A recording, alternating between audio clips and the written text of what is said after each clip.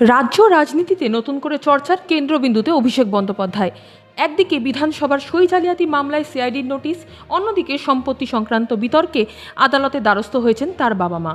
এই দুই ঘটনাকে ঘিরে রাজনৈতিক মহলে জোর জল্পনা শুরু হয়ে গেছে। জানা যাচ্ছে, বিধানসভার সই জালিয়াতি মামলায় আগামী 8ই জুলাই সিআইডির সামনে হাজিরার নির্দেশ পেয়েছেন অভিষেক বন্দ্যোপাধ্যায়।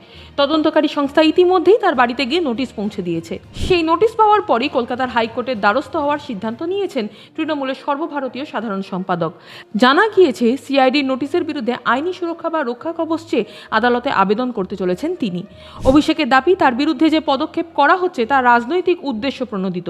আদালতের কাছে তার আর্জি, সিআইডির নোটিশ বাতিল করা হোক অথবা তদন্ত প্রক্রিয়ায় তার জন্য উপযুক্ত আইনি সুরক্ষা নিশ্চিত করা হোক।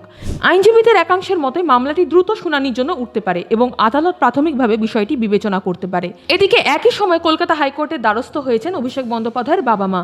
একটি সম্পত্তি সংক্রান্ত নোটিশকে চ্যালেঞ্জ জানিয়ে তারা মামলা করেছেন বলে জানা গিয়েছে।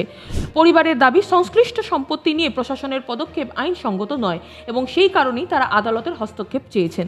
উল্লেখ্য, সাম্প্রতিক সময় একাধিক ইস্যুতে আদালতে দ্বারস্থ হয়েছেন অভিষেক বন্দ্যোপাধ্যায়। শোনার পরে তার উপর হামলার অভিযোগ হোক বা লিপস অ্যান্ড বাউন্স সংক্রান্ত অফিস দখলের অভিযোগ, বিভিন্ন ক্ষেত্রে তিনি আইনি পথেই লড়াইয়ের সিদ্ধান্ত নিয়েছেন। এবার বিধানসভার সই জালিয়াতি মামলায় সিআইডি নোটিশ পাওয়ার পর ফের আদালতে শরণাপন্ন হওয়ায় রাজনৈতিক মহলে আলোচনা আরও তীব্র হয়েছে। বিরোধীদের দাবি, তদন্তের মুখে পড়েই আদালতে দ্বারস্থ হয়েছেন অভিষেক, বরং রাজনৈতিক উদ্দেশ্যে তদন্তকে ব্যবহার করা হচ্ছে বলেই তাদের অভিযোগ। সব মিলিয়ে সিআইডির নোটিশ, হাইকোর্টে রক্ষা কবচের আবেদন এবং একই সময় বাবা মায়ের সম্পত্তি সংক্রান্ত মামলা, এই তিনটি ঘটনাকে ঘিরে রাজ্য রাজনীতিতে নতুন করে উত্তেজনা তৈরি হয়েছে। এখন নজর আদালতের পরবর্তী শুনানি এবং সিআইডি তদন্তের অগ্রগতির দিকে।